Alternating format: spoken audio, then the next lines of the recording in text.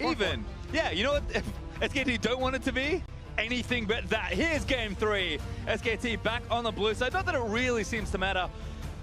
The presence, the aggression, and just the strength of this Here's game 3. has been amazing SKT so far. back on the blue side. One. There's the K The band. presence, the I mean, Flash aggression. are just trying different things. They've realized on both sides they don't have the answers. They have to ban the Caitlyn because they don't want to return to the comp from game 1. That means I imagine they're going to leave up the Ivern, which, again, Peanut got through the game on, but certainly wasn't convincing on. Ivern's still a super strong pick.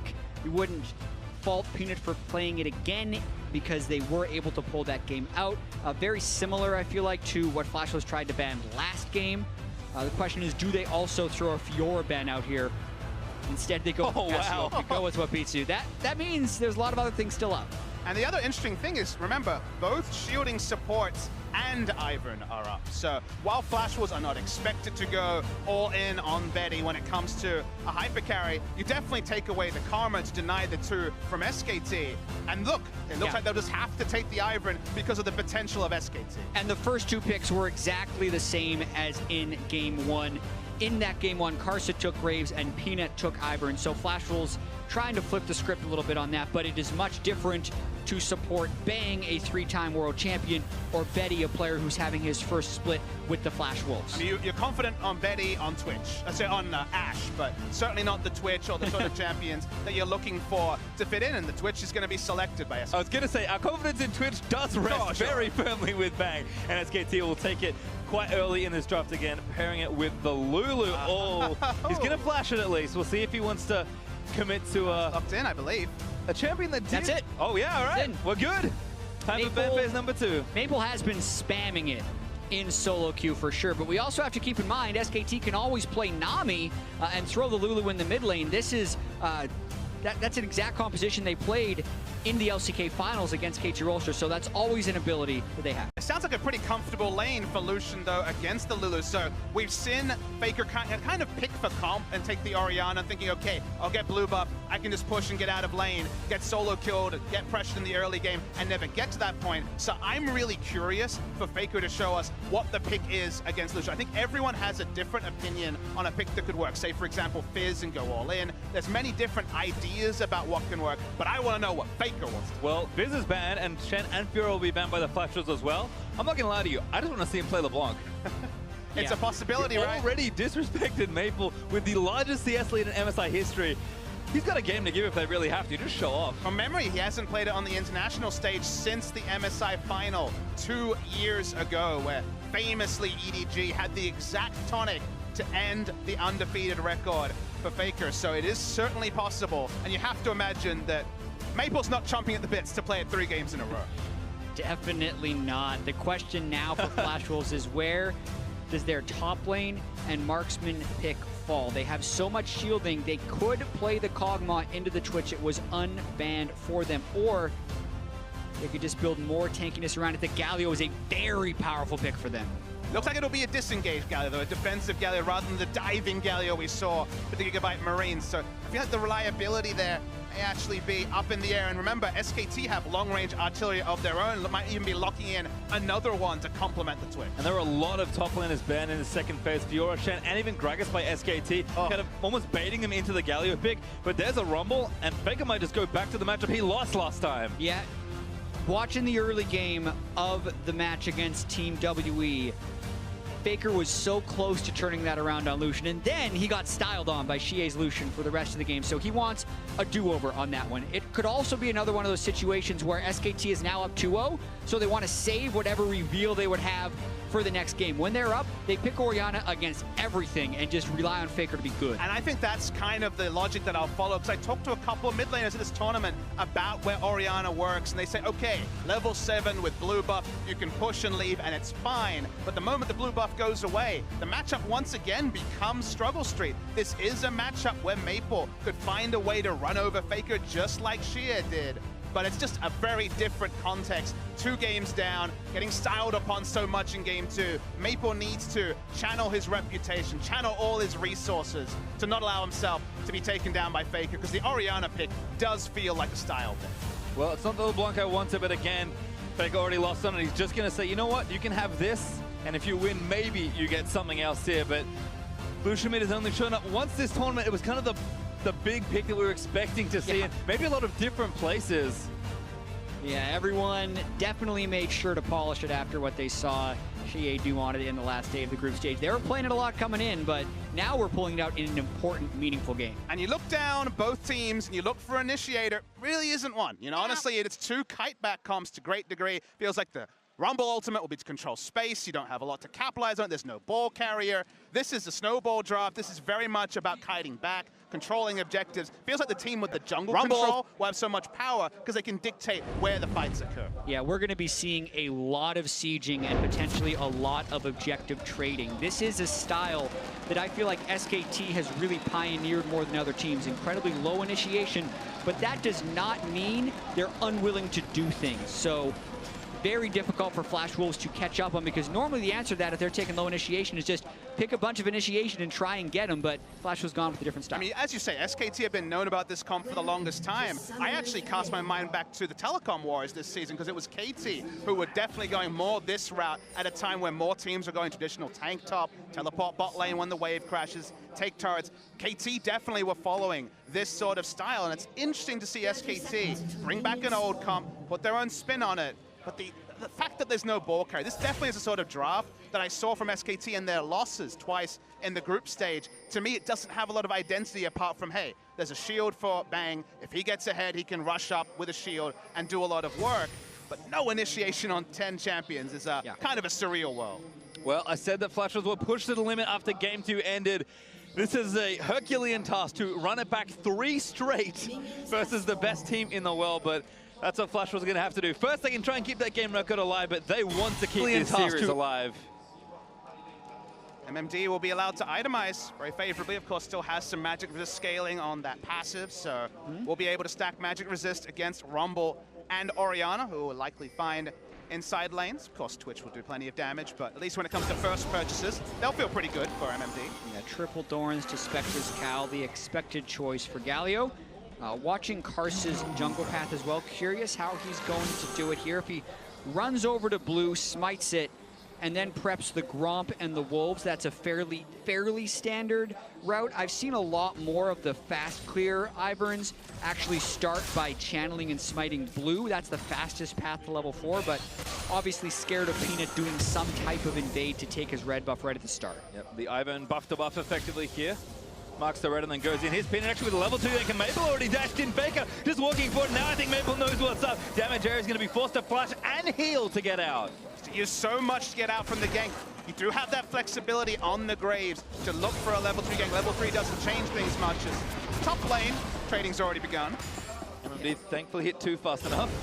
The one buff, the one camp gank from Peanut, trying to flip the script on Faker's mid-lane Ori versus Lucian matchup a little bit. Getting those summoners out will definitely improve Faker's chances. Worth noting also, we didn't mention in Champions that it is Karsa's first ever competitive game on Ivern. So both he and Peanut in this tournament, fitness tournament, have picked it up. And speaking of Karsa, now Karsa looking for a hit, but Faker does have the subs, already flashes out of the way, but they have the angle on him.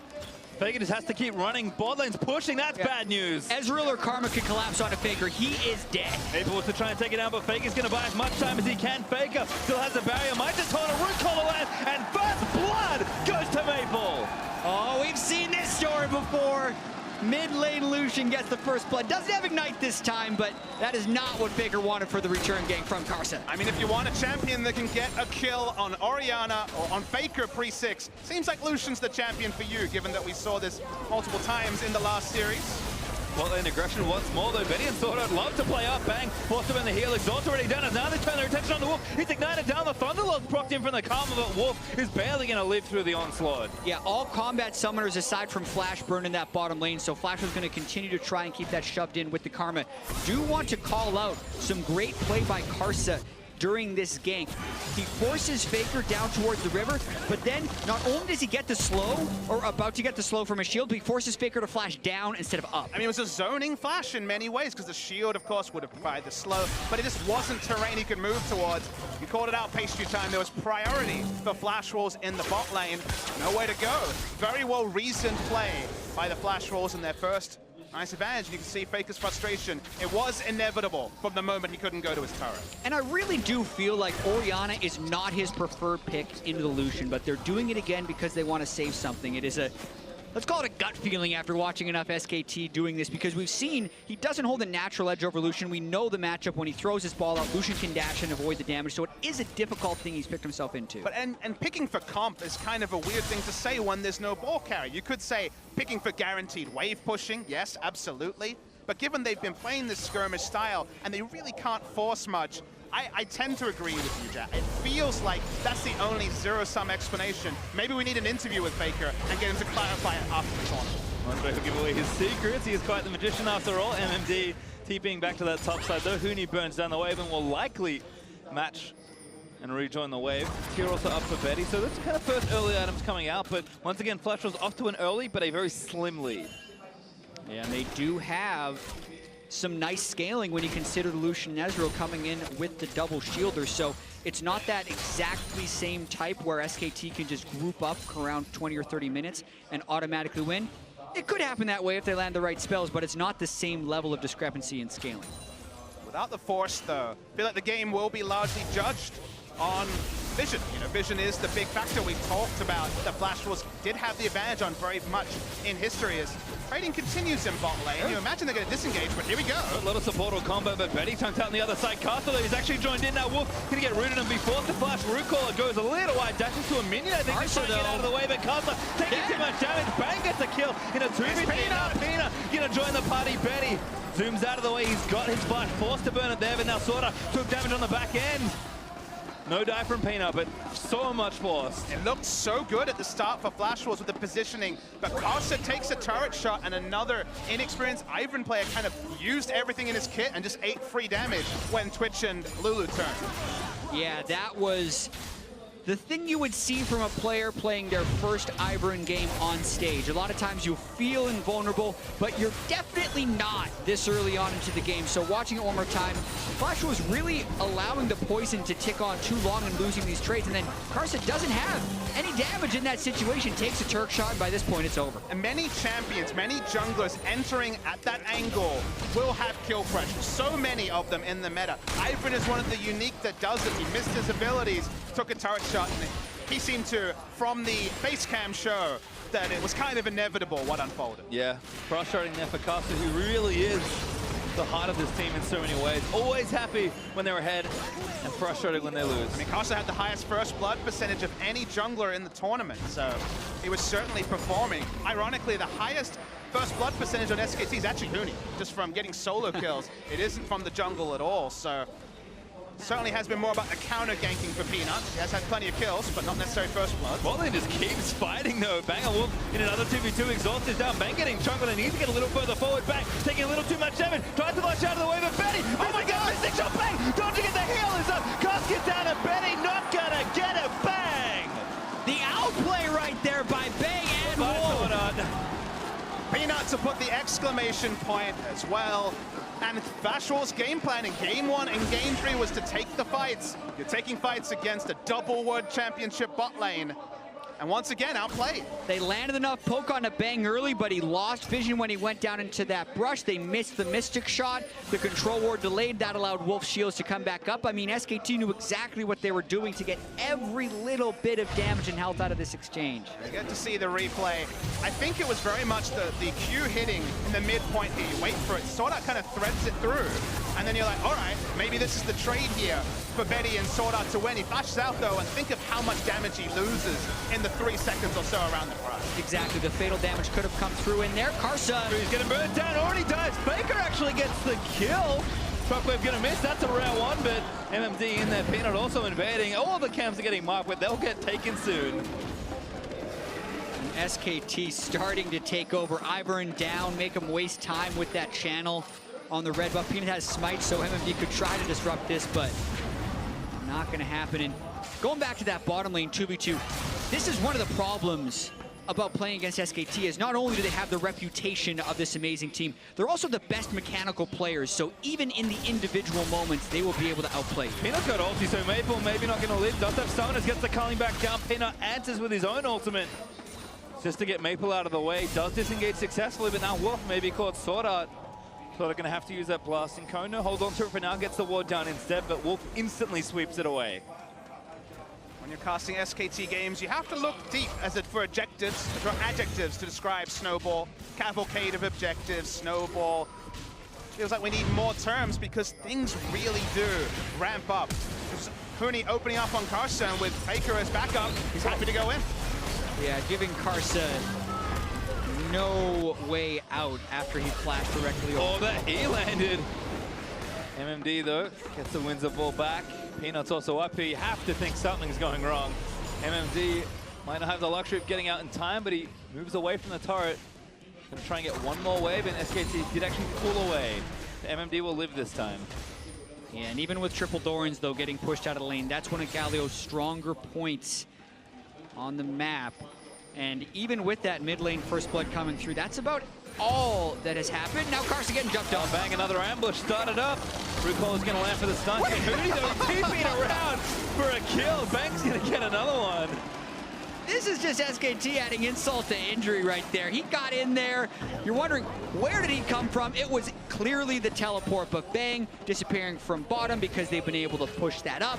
Huni pushed up the top lane, and they cascade the pressure through to the rest of the map. I don't feel like either of these junglers are going to be favoring the Ivern too much. Both of them have felt some pain. Game 1 and Game 3 respectively.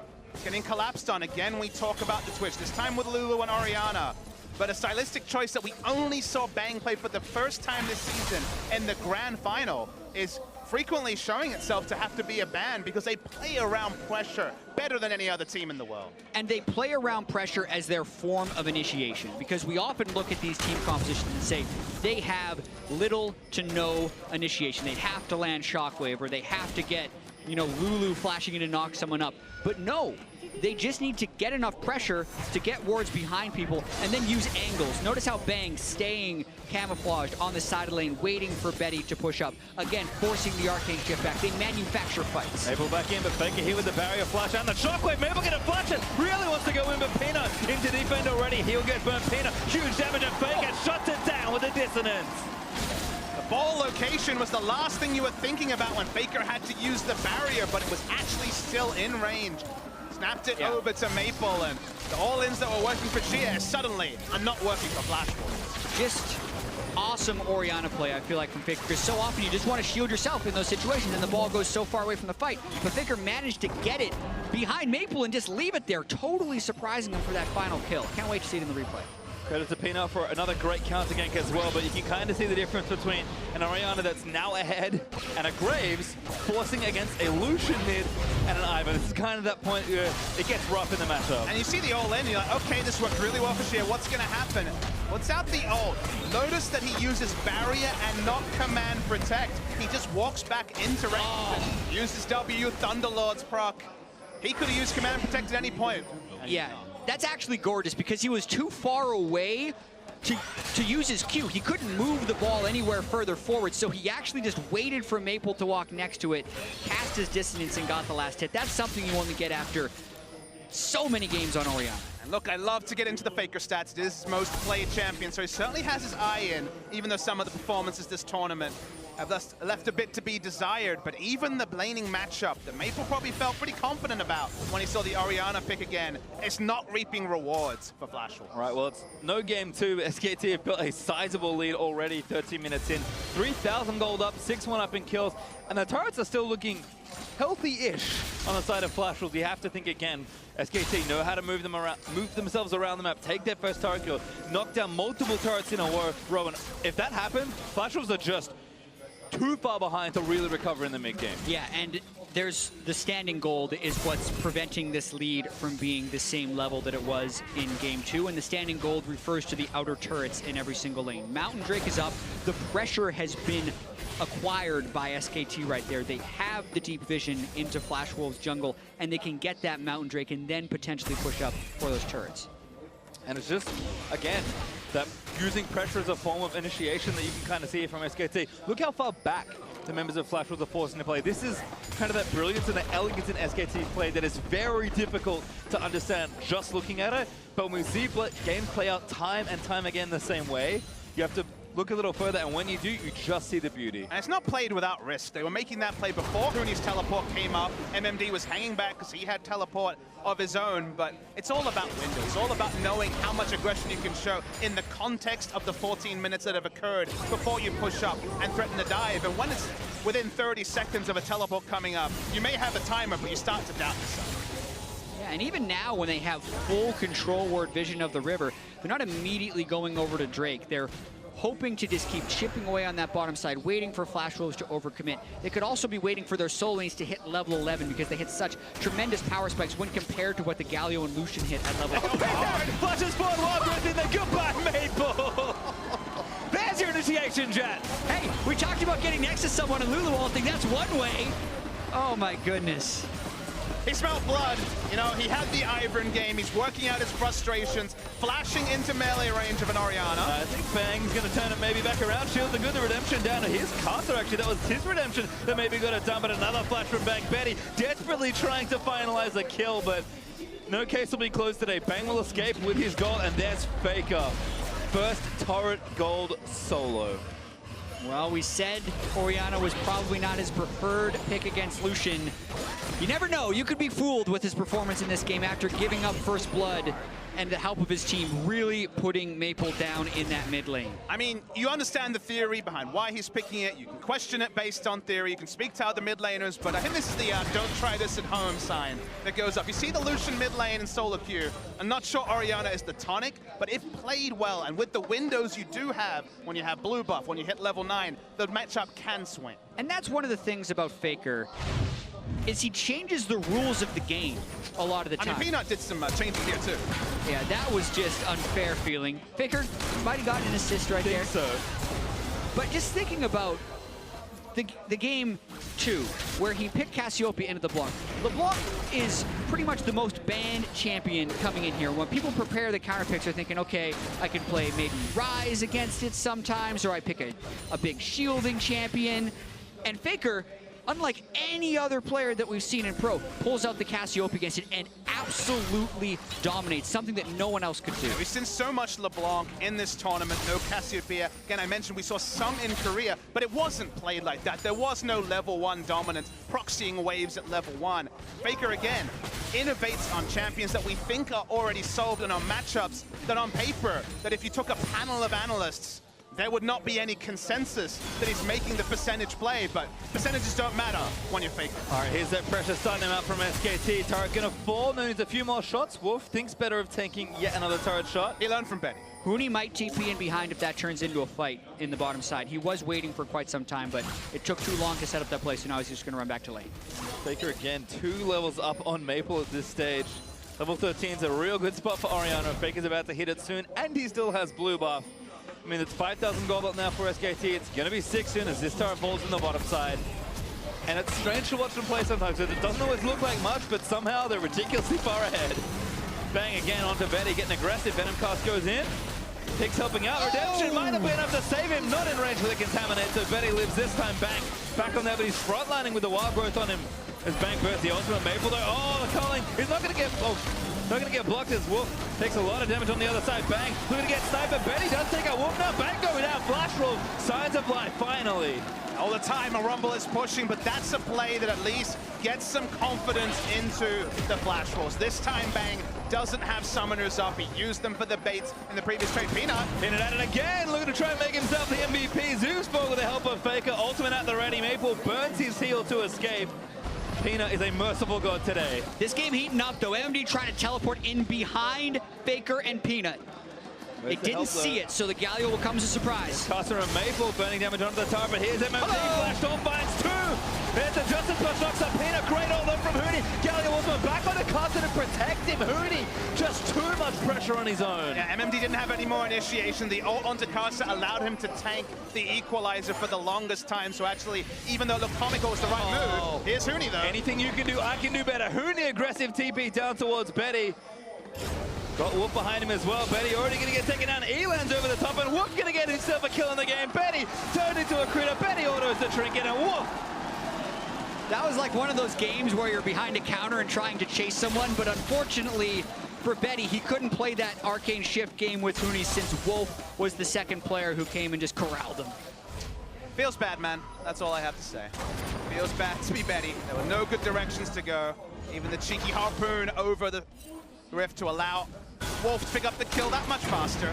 They'll turn onto the Drake that they've just abandoned this whole game. Yeah, it's actually kind of a sight to see for SKT, who have been just on every Drake like it's their job, but Peanut finally going to pick one up. SKT having a little too much time in their lanes. Maybe, you know, we don't need this right now. We'll take it when the lanes stop winning, and they've been winning for the last 20 minutes or so in this one. I mean, SKT, 2 items on almost every carry.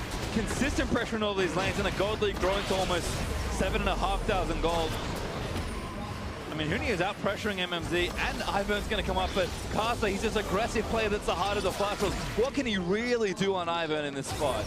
Yeah, they don't have that much damage. It would be very dangerous to gank Huni in that situation, but if there is a player that you have a higher chance of killing on SKT, you actually usually think it's Huni because he has such a low jungle proximity percentage. Peanut's usually not next to him, but when you do that, the rest of SKT knows exactly how to play around it. Bang at it again. Maple gonna get ultied up as Bang just turns it on. Damage is more than enough. Submarine plays have begun. Don't even need a Shen. Just the Orianna ball enough to launch him into range onto the Lucian. And the thing you have to take away from this game is that also, because the comps are pretty similar, the gold lead means even more. There's no real tools extra in the Flash Wars comp to take out SKTs. There's so little initiation.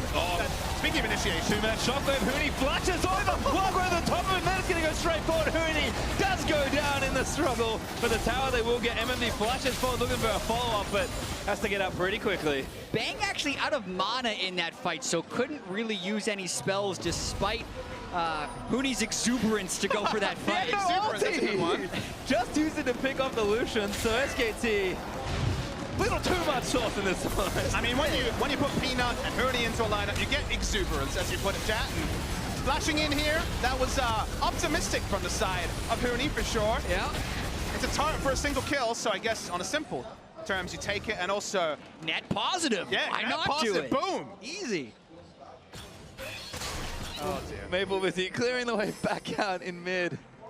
As Flash is just struggling to find a foothold. No turrets hurts a lot here at this point. Flash will just have to keep making plays on map that they don't have any vision on. You can see Bang abusing the map advantage SKT He have. didn't quite have the spray and pray, otherwise he would have picked up a kill, most likely onto Lucian there as well. Just popped up with his newly found red buff, chunked him out, backed away, and you can see on the map, basically SKT is getting access to every This CS. keeps happening. Yep, Whimsy's on him. Betty's the next one. He's got Flash. Bang does have his ultimate again. Galio ulti is enough to keep him alive with a bit of help from Ivern's shields, but okay, what's his cooldown right now? 80 seconds? He's back at it again in about a minute. Lulu makes his closing distance that much better. They take the Galio ult threat away. They prep those side waves. SKT hitting on all cylinders right now. Game 1 ended about 30 minutes. Game 2 looked at about 27. 22 and a half of pass somewhere. SKT might try and make this one the fastest game in the series. I mean, we're what, 2 hours and 20 minutes into the series. Looks like it could be a very, very early one. They're looking for kills and also this turret. I mean, Bang is just all the initiation they kind of need at this point. 4 1-on-1. Turret's going to fall down, and again, the consistent dynamic pressure SKT applies got them almost 10,000 gold ahead at 23 minutes. And we have seen so many different iterations of SKT. So every one of them having Faker. The last few years, Bang and Wolf have been in the finals and victorious with it. But Peanut and Huni are really the ones that have had to integrate within this SKT lineup throughout the year. And at first, it was hard because Bengi and Peanut are completely stylistically different junglers. Huni was not the way Duke was playing for them last year. Maybe a little bit more comparable to Marin in the 2015 SKT, which many consider the best incarnation of SKT. And that's kind of what SKT will be striving towards, is trying to be the best SKT ever. And you use the word dynamic to describe their decision-making. This new SKT lineup is dynamic.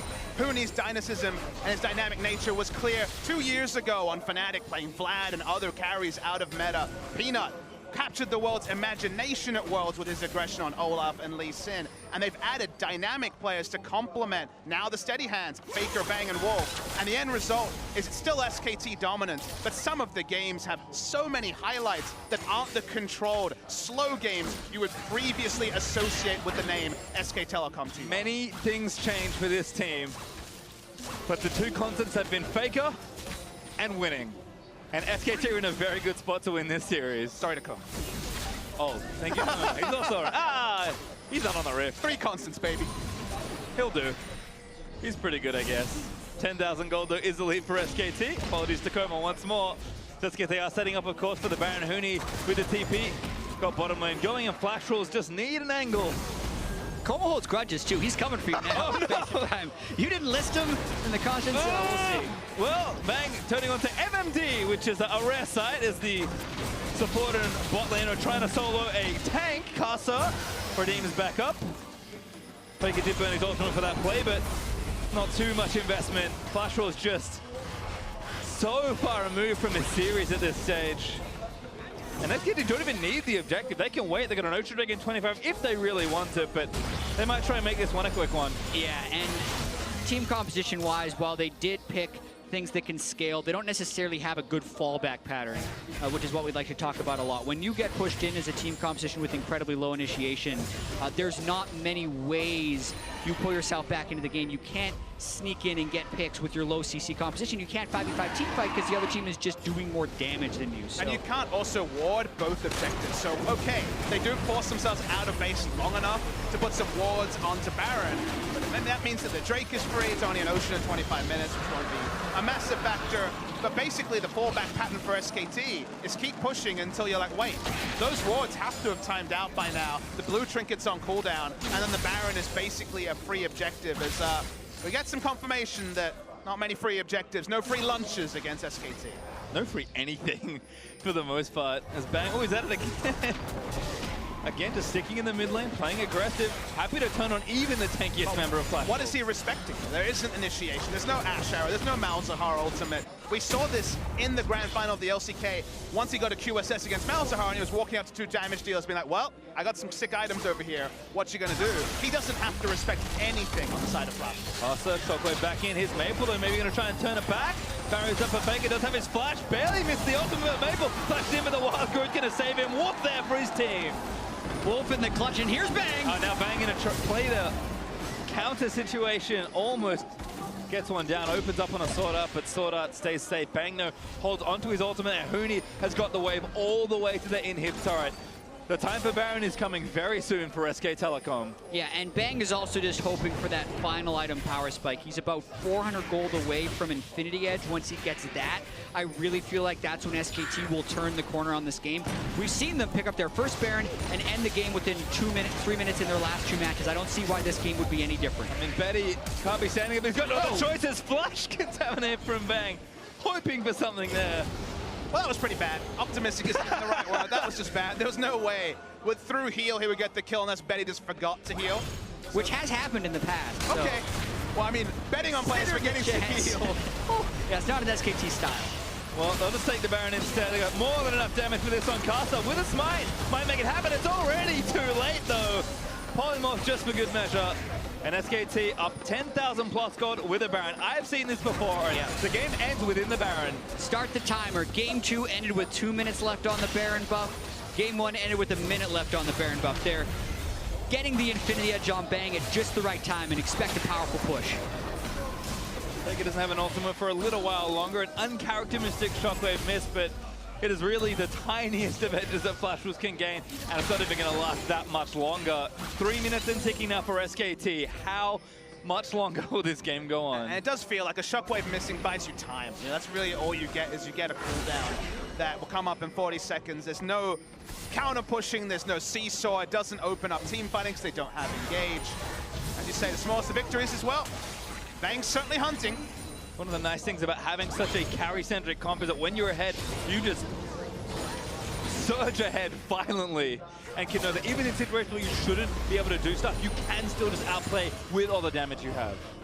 And Flash Wolves had this sort of lead. The game, honestly, would be pretty similar. Sure, SKT is a little bit more trying to get camps and other things against the flow of the game.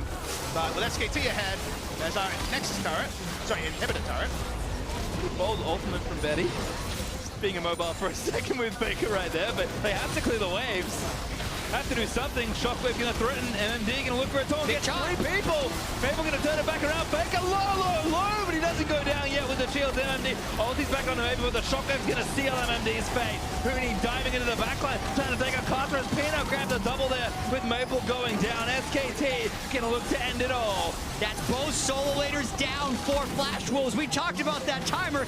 They're right on time. Timer looking good so far, and SKT gonna look for this first Nexus turret. Second in a fall pretty soon here as they TB back in with Huni. Daisy mounting his back opens up, and the swell of pressure has built into a wave that looks, the force of which looks to cleave Flash Wolves straight into. They will sweep the Flash Wolves, they will defend their MSI championship, and they will do what they have always done, achieve victory. And also removing any doubt of someone maybe having an edge sometimes on SKT, because Flash Wolves were 4-2 against them coming into this. Some people were whispering, oh, maybe Flash Wolves is SKT's kryptonite. No, they are not they are not the kryptonite for SKT here. Total dominance in a 3-0.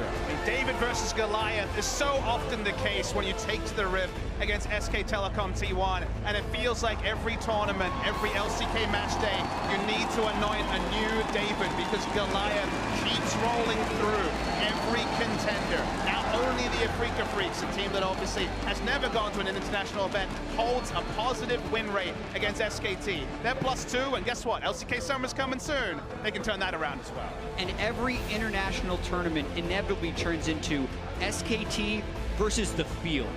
Everyone has their best shot at SKT, and time again, they seem to come up short. That one MSI back in 2015, the last time we have seen them losing here internationally, and they move on to the finals in style. Well, you can see smiles there on Faker. I believe he's being